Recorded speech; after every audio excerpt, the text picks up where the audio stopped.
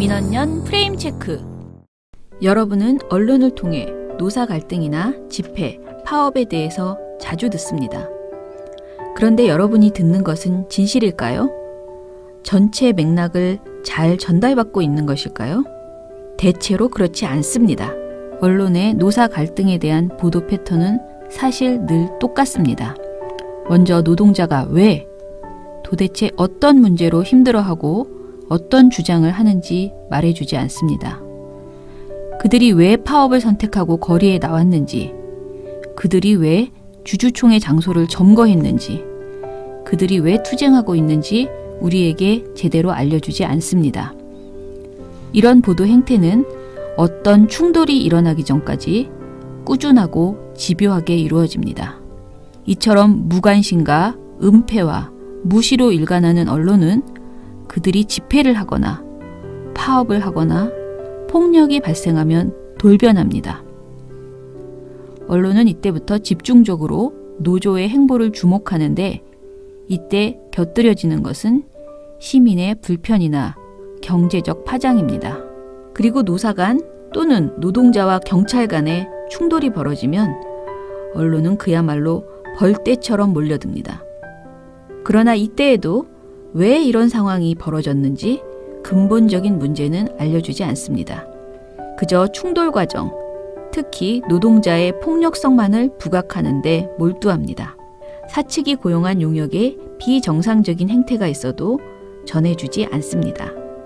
경찰의 부적절한 개입이나 강경 진압이 있어도 늘 공권력이라는 그럴싸한 말로 포장됩니다. 이런 보도로 인해서 우리 국민은 노조에 대한 불편한 감정, 더 나아가서 노조 혐오까지 갖게 됩니다. 이런 언론의 보도 행태는 이번 현대중공업 사태에서도 똑같이 이루어지고 있습니다. 언론은 현대중공업 노조가 주주총회가 열릴 예정인 장소를 점거하는 이유를 제대로 알려주지 않았습니다. 아예 보도하지 않은 건 아니지만 점거했다, 폭력이 있었다, 시민이 불편해한다는 메시지에 집중했습니다. 이런 언론 보도로 인해 많은 국민은 영문도 모른 채 건물을 불법 점거하고 경찰과 충돌하는 노조만을 느끼게 됩니다. 여기에 꼽기는 시민 불편 강조도 있었습니다. 예를 들면 TV조선은 5월 28일 불법 점거에 장사 못하고 학교는 휴업이란 보도에서 노조가 점거한 건물에서 피해가 속출하고 있다고 보도했습니다. 우스꽝스러운 것은 해당 건물에 있는 외국인 학교가 학생 안전을 위해 금요일까지 휴업을 결정했다라고 보도했는데요. 이 학교 고학년은 29일부터 31일까지 수학여행을 갔고 저학년은 30일 체험활동을 했으며 사실상 31일 하루만 휴업을 한 셈이랍니다. 물론 TV조선은 이런 상세한 이야기는 하지 않고 그저 학교가 휴업했다라고만 전해줬습니다. 그래야 엄청 심각해 보이니까요. 그렇다면 현대중공업에는 어떤 사연이 있는 것일까요? 지난 5월 31일 현대중공업은 기습적으로 장소를 변경하면서까지 주주총회를 열어 현대중공업을 새로운 현대중공업과 한국조선해양으로 쪼개기로 의결했습니다. 이로 인해 울산에는 생산 부분만 맡은 현대중공업이라는 회사를 새롭게 만든 거고요. 실질적으로 현대중공업의 본사라고 할 수 있는 회사는 한국조선해양이란 이름으로 서울로 옮겨졌습니다. 한국조선해양은 중간 지주회사인데요. 인사와 노무, 투자와 연구개발 부문을 맡았습니다. 그래서 한국조선해양은 새롭게 자회사가 되어버린 신설 현대중공업과 기존의 현대중공업 자회사였던 여러 회사를 거느리게 되고 앞으로 대우조선해양을 인수하게 되면 여기도 한국조선해양이 관리하게 된답니다. 이 한국조선해양 위에는 현대중공업 지주라는 진짜 지주회사가 있는데요. 이 회사의 최대 주주는 정몽준과 그의 장남 정기선 등 현대 총수 일가입니다. 이렇게 복잡하게 회사를 쪼개고 옥상옥의 구조로 만든 이유는 현대중공업이 대우조선해양을 싸게 살 수 있는 최고의 방식이기 때문이라네요. 아무튼 결국 울산에는 이름만 현대중공업이지 사실상 한국조선해양에게 경영을 좌지우지 당할 수 있는 신설 현대중공업이 남았습니다.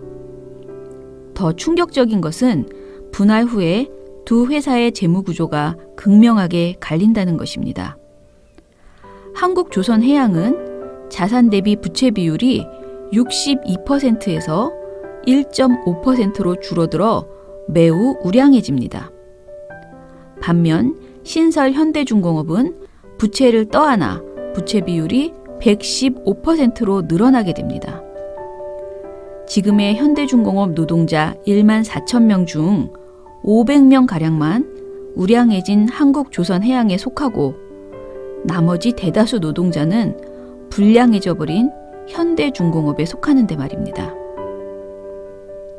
현대중공업 노조가 파업에 들어가자 지난 5월 21일 뒤늦게 사측은 단체 협약 승계를 공언했습니다.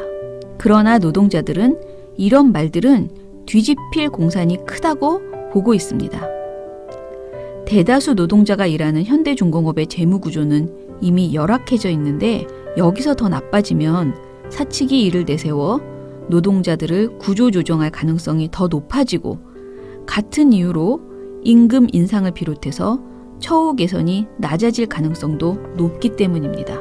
다시 말해서 울산 주민과 기존 현대중공업 노동자들은 사실상 생존권이 걸린 아주 절박한 심정으로 주총장을 맡고 집회를 하는 것입니다. 문제는 이러한 사실들을 언론에서는 잘 들을 수 없다는 것입니다. 그 와중에 TV조선에서는 노조 혐오에 가까운 편향적 인식도 드러냈습니다. TV조선 이것이 정치다에 출연한 송국건 영남일보 서울 취재본부장은 권총형 전자충격기인 테이저건으로 집회를 진압해야 한다고 했습니다. 이 집회 현장에는 테이저건을 사용할 수 없도록 되어 있습니다. 네네.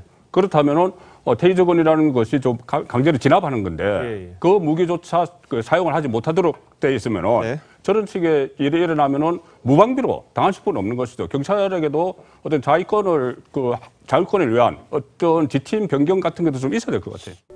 그러나 2009년 쌍용차 파업 때 노동자가 얼굴에 테이저건을 맞아 중상을 입었고 이 때문에 테이저건은 사용이 제한되어 있습니다. 그럼에도 송국건 본부장은 또다시 노동자들에게 테이저건을 겨눌 것을 주장했고 이에 대해 반박하는 발언은 방송에서 찾아볼 수 없었습니다. 종편에서는 사측의 문제도 전혀 말하지 않았습니다. 현장을 직접 취재한 미디어오늘 기사와 나중에 공개된 현장 동영상들을 보면 현대중공업 임원은 주주총회 장소 변경에 앞서서 임직원과 용역업체를 동원해 먼저 대치구도를 만들었습니다. 이후 용역업체 직원들이 주총 장소가 변경됐다는 안내문을 노조에게 뿌렸습니다. 노조원들이 변경된 장소로 급히 이동했음에도 경찰은 현대중공업 주식을 소유하고 있는 노동자들의 주주총회 참석을 막았습니다. 임시 주총장을 찍은 영상을 보면 사측 용역들이 집기를 파손하고 소화기를 뿌리는 것이 드러납니다. 게다가 매일 노동뉴스가 공개한 문건에 따르면 현대중공업은 주주총회 이틀 전부터 김앤장과 함께 주총 시나리오를 미리 계획하고 실행한 것으로 드러났습니다. 그러나 이런 내용은 종편에서 찾아볼 수가 없었습니다. 그나마 현재 울산 MBC와 울산 KBS 등 지역 언론은 이 사안을 자세히 보도하고 있습니다. 그러나 우리 중앙언론, 특히 보수신문과 경제지, 종편 등에서는 울산 현대중공업 노동자들의 처지와 그들의 입장은 묵살되고 있습니다. 그저 한국의 경제를 위해서 필요한 일이 착착 진행되고 있는데 노동자들이 무리한 태클을 건다는 식으로 그리고 있는 것이 우리의 현실입니다.